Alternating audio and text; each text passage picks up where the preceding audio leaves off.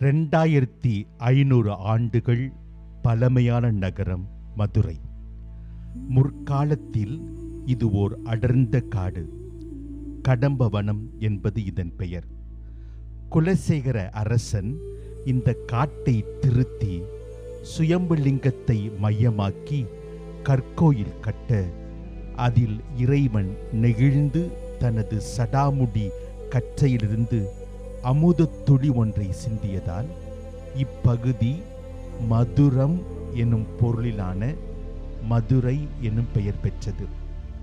2500 ஆண்டுகளுக்கு பிறகு மதுரைக்கு இறைவன் தந்த பிரிதொரு அமுத துளி மகா ஆச்சரியன்னை திருத்தலம். இத்திருத்தலத்தின் வெள்ளி விழாவை இந்த ஆண்டில் மகிழ்வுடன் நாம் கொண்டாடுகின்றோம்.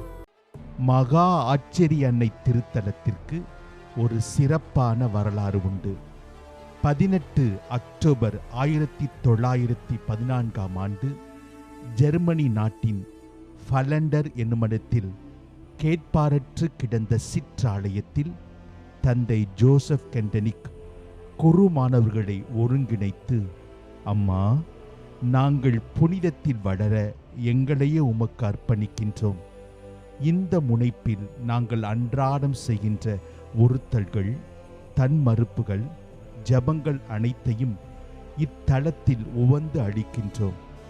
நீங்கள் இத்தலத்தை உமது இல்லிடமாக தெரிந்து எங்களோடு தங்கும், எங்களை புனிதத்தில் வளர்த்திடும் என மன்றாடி அன்னையோடு உடன்படிக்கையில் இணைந்தனர். தந்தையும் சிறார்களும் கண்ட கனவு நனவானது. கேட்பாரற்று கிடந்த எளிய இடம் அன்னையின் இல்லிடமானது. திருப்பயணிகள் விரும்பி திருப்பயணமாகும் திருத்தலமானது. அந்த தலத்தின் மீதான ஈர்ப்பு அதிகரிக்க அதிகரிக்க அச்சு அசலாக அதே திருத்தலம் போல உலகம் முழுவதும் 200க்கும் மேற்பட்ட திருத்தலங்கள் உதயமாகின. அத்திருத்தலங்களின் வரிசையில் ஓர் அமுத துளி மதுரை மண்ணில் எழுந்து நிற்கிற மகா ஆச்சரிய அன்னையின் திருத்தலம். மதுரையில் இத்திருத்தலம் எழும்ப காரணம் இரு குருக்களுக்கிடையான சந்திப்பு. இது நிகழ்ந்தது 1985 ஆண்டு மே மாதம் 31 ஜெர்மனியை சார்ந்த ஷூவன்ஸ்டாட் குருவான தந்தை பீட்டர் லாக்கர் மதுரைக்கு வந்து தந்தை தம்புராசை சந்தித்தார். அன்று இருவரும் பத்ராயிருப்பு புதுப்பட்டியில் உள்ள அன்னையின் கெபி திருவிழா திருப்பலிக்கு பயணம் செய்தபோது தந்தை லாக்கர் ஷூவன்ஸ்டாட் இயக்கத்தை பற்றியும் உடன்படிக்கை ஆன்மீகத்தை பற்றியும் விரிவாக எடுத்துரைத்தார்.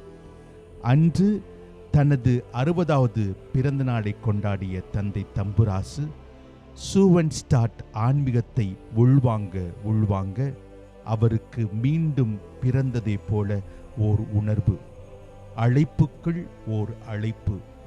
ஷூவன்ஸ்டாட் இயக்கத்திற்காக தமிழகத்தில் பணிபுரிய வேண்டும் என ஆவல் கொண்டார்.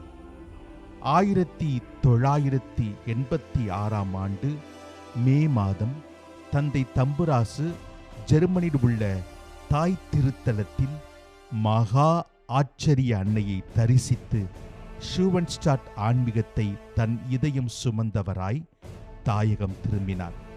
1987 ஆண்டு மே மாதம் முதல் குருமானவர்களை ஷூவன்ஸ்டாட் தந்தையர் சமூகத்திற்கென பயிற்றுவிக்கத் தொடங்கினார். ஷூவன்ஸ்டாட் தந்தையர் சமூகத்தின் முதல் இல்லம் கடச்சென்னேந்தல் புனித அந்தோணியார் ஆலயத்தின் எதிர்ப்புறத்தில் அமைந்த ஒரு சிறிய எளிய வாடகை வீடு.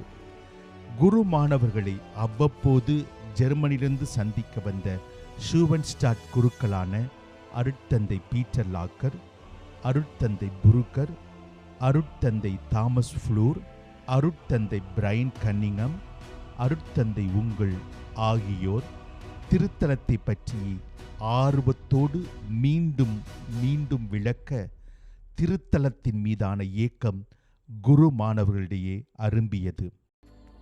ஒரு பக்கம் குருமானவர்களின் ஆர்வம், இன்னொரு பக்கம் திருப்பயணமாத இயக்கத்தினரின் ஆர்வம். இந்த இரு ஆர்வ அலைகளும் பெருக பெருக 2000 ஆண்டு ஏப்ரல் மாதம் 30ஆம் தேதி மகா ஆச்சரிய அன்னையின் திருத்தலத்திற்கான அடிக்கல் நாட்டப்பட்டது. அன்று யாரும் எதிர்பாராத முக்கிய நிகழ்வு ஒன்று நிகழ்ந்தேறியது.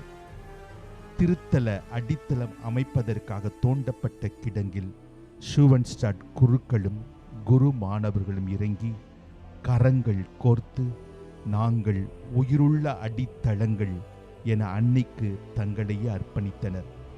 இதனை கண்ணுற்றோரின் கண்கள் கசிந்தன. திருத்தலம் கட்டிடம் வளர பலரும் தங்கள் உடல் உழைப்பையும் அருளின் மூலத்தனத்தையும் நல்கினர். 2000 ஆண்டு டிசம்பர் மாதம் 30ஆம் தேதி அன்னையின் திருத்தலம் பேராயர் அந்தோணி பாப்புசாமி அவர்களால் திருநிலைப்படுத்தப்பட்டது. அன்றிலிருந்து இன்று வரை திருத்தலத்தில் வாழும் மகா ஆச்சரியன்னை தன்னை நாடி வருவோருக்கு அருளினை வாரி வழங்குகிறார். சிற்றாலயம் நுழைந்தவுடன் நம் கண்கள் நோக்குவது அன்னையின் கண்களை. அந்த கண்களில் இருக்கிற அமைதி, பாந்தம், கனிவு நம் இதயத்தை உள்ளூர வருடி நமக்கு உள்ளார்ந்த அமைதியை தருகின்றது. இங்கே அநேகர் அன்னை வழி இறைவனோடு உடன்படிக்கை செய்கின்றனர். இங்கே விண்ணும் மண்ணும், புனிதமும் மனிதமும், இறை காருண்யமும் மனித பலவீனமும் ஒன்றை ஒன்று சந்திக்கின்றன. இறை மனித உடன்படிக்கை அன்றாடம் இங்கே புதுப்பிக்கப்படுகின்றது. இது குடும்பங்களுக்கான திருத்தலம். உறவை அர்த்தத்தோடு வாழ தேவையான அருளை இத்தலம் தருகிறது. தனி மனிதனும் குடும்பங்களும் அக விடுதலையும் உள்ளார்ந்த உறுதியுள்ள ஆன்மீக ஆளுமைகளாக வாழ தேவையான பயிற்சி பாசறைகள் மாதந்தோறும் இங்கே நடக்கின்றன. நமது துயரங்களை பகிர்ந்து கொண்டு மன அமைதி பெற ஆற்றுப்படுத்துதல் மையம் இங்கே செயல்படுகின்றது. இத்திருத்தலத்தில் ஓங்கி ஒலிக்கும் குரல் செர்வுஸ் மரியே நுண்குவாம் பெரிபித், அதாவது அன்னையின் குழந்தை ஒருபோதும் அவலமாய் சாகாது. நம் இல்லம் தேடி திருப்பயணமானவள் அவளது இல்லம் தேடி திருப்பயணமான நம்மை ஒருபோதும் கைவிட மாட்டாள் என்பதே.